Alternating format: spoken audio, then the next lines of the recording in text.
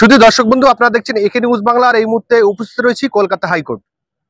মুখ্যমন্ত্রীর দান খয়রাতে লাগাম লাগাতে চলেছে কলকাতা হাইকোর্ট। পুজোতে যে অনুদান দেয়া হচ্ছিল সেই পুজো কমিটিগুলোকে কিন্তু এই হাইকোর্ট সমস্ত হিসাব দিতে বলেছে। আর আমরা সূত্র খবর পেলাম যে 50% যে পুজো কমিটিগুলো আছে তাদের হিসেব ঠিক মতো দিতে পারেনি, তাদের নেই হিসেব। সেই জন্য করে পুজোর যে অনুদান সেটাও বন্ধ হতে চলেছে। আরেকদিকে মাননীয়া তিনি ঘোষণা করেছিলেন যে প্রত্যেকটা বুথে 10 লক্ষ করে টাকা দেওয়া হবে। সে নিয়েও মামলা হয় কলকাতা হাইকোর্টে, বেশ কয়েকজন জনস্বার্থ মামলা করে, সেটা আপাতত বন্ধ করে দিয়েছে। এদিকে যারা ডিএ তারা আন্দোলন করছে ধর্ণা বেঁধে মনুমেন্টের নিচে, তাদেরকে প্রাপ্য দিয়ে দেওয়া হচ্ছে না।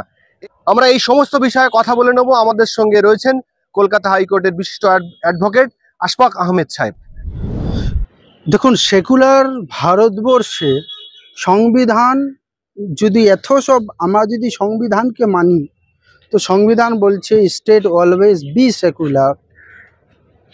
কোনো পার্টিকুলার রিলিজিয়ান্সকে ইম্পর্টেন্স স্টেট দেবে না, সব রিলিজিয়ানকে সমানভাবে দেখতে হবে।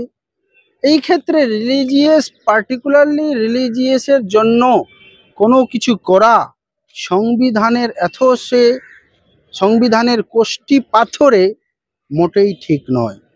বরং অনারেবল ক্যালকাটা হাইকোর্ট বা অনারেবল জাস্টিসেরা এই সংবিধানের এথোসের উপর নির্ভর করেই এই স্টেটা আমার মনে হয় দিয়েছে, যেটা আমি সাধুবাদ জানাই, যেটাকে আমি অভিনন্দন জানাই।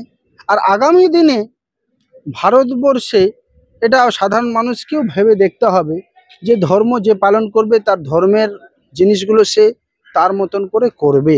সেখানে গভর্নমেন্ট না মসজিদের জন্য টাকা দেবে না মন্দিরের জন্য টাকা, একান্ত খুব জরুরি যদি দরকার হয় সেই ক্ষেত্রে সমানভাবে স্টেট ব্যবহার করবে। কিন্তু পার্টিকুলারলি না পুজোর জন্য দেবে না নামাজের জন্য দেবে টাকা। সরকার ফ্যাসিলিটেট করতে পারে কোনো কোনো জিনিসে, বাট ডাইরেক্টলি উন্নয়নের কাজ না করে, যেটা সরকারের মূল কাজ, welfare of the state, welfare of the citizen, সেই ওয়েলফেয়ার অফ সিটিজেনটাকে ছেড়ে দিয়ে স্টেট কিন্তু সম্পূর্ণভাবে ওয়েলফেয়ার না করে শুধু ভোট নেওয়ার জন্য রিলিজিয়াসকে ব্যবহার করে সংবিধানের বাইরে গিয়ে রিলিজিয়ান যে পুজো ওয়ারশিপস সেগুলোকে পালন করার জন্য টাকা দিচ্ছে, সেটা খুবই দুঃখজনক। এবং এই সরকারের যে এটা সংবিধান বিরোধী এটা বোঝাই যাচ্ছে বলেই হাইকোর্ট এই রায় দিয়েছে, সাধুবাদ জানাচ্ছে। এই জায়গায় এই পুজোর অনুদান বা এই 10 লক্ষ করে টাকা প্রত্যেকটা বুথে, 80,000 বুথে প্রায় 8,000 কোটি টাকা, এটা কিন্তু কেউ চায়নি। বা আইনজীবী হিসেবে কিভাবে দেখছেন? আমি ওটাই বললাম যে এই টাকাটা সংবিধানের অনুকূলে নয়। সংবিধান পার্টিকুলারলি কোনো রিলিজিয়াস ওয়ারশিপ, রিলিজিয়াস পারফর্ম করার জন্য গভর্নমেন্টকে টাকা দিতে বলেনি, স্টেটকে টাকা দিতে বলেনি, বরং স্টেট অনলি ফর ওয়েলফেয়ার। সিটিজেনদের ডেলি লাইফ কি, ডে টু ডে লাইফ যেটা এফেক্ট করে, ডে টু ডে লাইফে যেটা করবে, তাদের উন্নতি, তাদের পুয়োর গরিবী দূরীকরণ এবং চিকিৎসা ব্যবস্থা, শিক্ষা ব্যবস্থা, এই সমস্ত কিছুতে কাজ করবে স্টেট। স্টেট পার্টিকুলারলি ধর্ম পালন করবে, এটা তো সরাসরি সংবিধানের মূল ভাবনার সঙ্গে এটা ভায়োলেট করছে। মন্দির তৈরি হচ্ছে একটা ট্রাস্টে, সেই ট্রাস্টে যে টাকা দিচ্ছে সেই ট্রাস্ট করেছে রাম মন্দির। কিন্তু আমাদের রাজ্যের মুখ্যমন্ত্রী তিনি সেকুলার এবং সংখ্যালঘু দরদি বলেন, সেই সেকুলার বা সংখ্যালঘু দরদি মাননীয়া তিনি দীঘার জগন্নাথ মন্দির করলেন সরকারি ট্যাক্সের পয়সায়, হিন্দু মুসলিম জৈন খ্রিস্টান সবার পয়সায়। কন্ডেনেবল। মুখ্যমন্ত্রী মমতা ব্যানার্জি ধর্মীয় ক্ষেত্রে বা বিজেপি যে কোনো স্টেট ধর্মীয় এটা মন্দির, ওটা একটা কি বলবো, এটা পোশাক পরিয়ে একটা আন্ডার শ্যাডো, একটা ছায়ার মধ্যে রেখে যে এটা কালচারাল, এই ছায়ার মধ্যে রেখে ধর্ম করাচ্ছে, এটা সংবিধান ভায়োলেশন করছে। আর আমি নিশ্চিত কোনো না কোনো সিটিজেন এই বিরুদ্ধে মামলা করলে এটাও মার খাবে। এই যে শেষ পর্যন্ত দেখলাম যে 10 লক্ষ টাকা করে যে বুথে বুথে দেওয়া হবে, সেই কলকাতা হাইকোর্টে বেশ কয়েকজন জনস্বার্থ মামলা করেছে। তো আপনি কি মনে করেন যে এই টাকাটা বন্ধ হওয়া উচিত? কিসের টাকা বলছেন? যে বুথে বুথে মাননীয় বলেছেন। অবশ্যই অবশ্যই 10 লক্ষ টাকা, অবশ্যই অবশ্যই বন্ধ। 1 লাখ মনে হয়, 10 লাখ 10 লাখ। 10 লাখ 80,000 বুধে 8,000 কোটি টাকা। নিন্দনীয় এটা। সরকার ফালতু মানে সরকার এটা কি করে করতে পারে? যারা করেছে আমার মনে হচ্ছে অনারেবল হাইকোর্ট এটাকে ডিসাইড করবে এবং এটাকে বন্ধ করবে। ছাত্র পরিষদ তারা কলকাতায় আন্দোলন করছে এবং আন্দোলন করছে না, আমাদের ছাত্র পরিষদের আজকে মহাজাতি সদন 72তম নাকি বিশ্বজিৎ 72তম আমাদের ছাত্র পরিষদের সংগ্রামের দিন আজকে। ওটা আমরা 72তম প্রতিষ্ঠাতা দিবস ছাত্র পরিষদের পালন করছে সারা বাংলা জুড়ে জাতীয় কংগ্রেস। সেটা কি তৃণমূল হাইজ্যাক করে নিয়েছেন?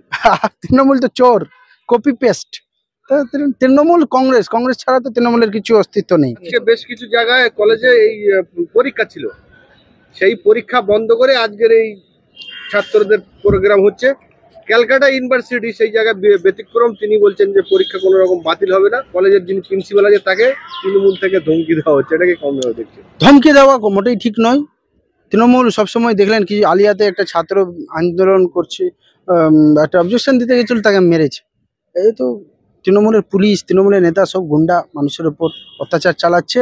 এর বিরুদ্ধে আমাদের সোচ্চার হতে হবে, অন্যায়ের বিরুদ্ধে লড়াই লড়তে হবে, এছাড়া কোনো উপায় নেই। কিছুদিন আগে জীবন স্যার বাড়িতে ইডি গেছে, তাই নিয়ে অভিষেক বন্দ্যোপাধ্যায় আজকে বলছে 26 সালে ভোটের আগে সেই জন্য পাখির আনাগানা বাড়বে। কি বলবো?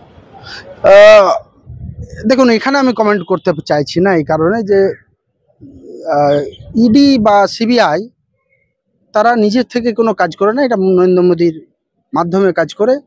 তো এটা বিরোধীদেরকে সবসময় সাবোটেজ করার জন্য করে থাকে। তো এখানে আমি কমেন্ট করতে চাইছি না, কারণ যেভাবে আইন নিয়ে আসে আগে আমাদের বিজেপিকে আটকাতে হবে, বিজেপিকে বাংলা তথা ভারতবর্ষ থেকে সমূলে তাদের কে সরাতে হবে, তবে গিয়ে আমাদের কিছু হবে, ভালো কিছু হবে, নাহলে দেয়ার ইজ নো চান্স।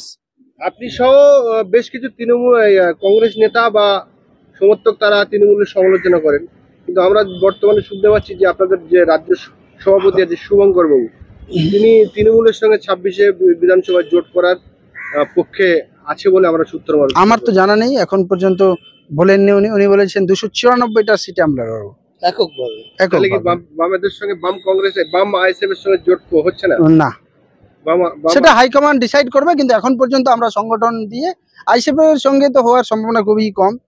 বাকি বাম হচ্ছে কিনা বা তৃণমূল হচ্ছে কিনা, কারণ কংগ্রেস আইএসএফকে মানে মানে গণনার মধ্যে রাখে না। আইএসএফ কিন্তু আনকাউন্ট মানে গণনার মধ্যে নেই। আইএসএফ একটা লোকাল পার্টি, ঠিক আছে। তাদের একটা বিধানসভা আছে, বিধায়ক আপনাদের সেটাও নেই, বাইরন ছিল সেও স্লিপ খেয়ে পালিয়ে গেছে। না না, আমাদের আছে, আমাদের ভোট আছে তো, পার্সেন্টেজ আছে তো। বাইরন আমাদেরই ভোট, তো বাইরন যে জিতেছে আমাদেরই ভোট, উই হ্যাভ ভোটস।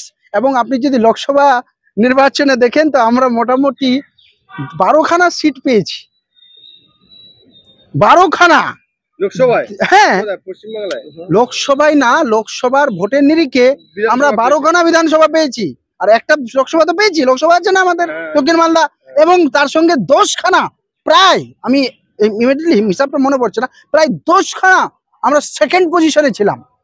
তাহলে 12-10-এ 22খানা সিটে কংগ্রেস করছে। তো কংগ্রেস শেষ হওয়ার জিনিস নয়। আর নৌসাদ মানে আইএসএফ এর থেকে কংগ্রেসের অনেক গুরুত্ব বেশি, অবশ্যই ভোট বেশি।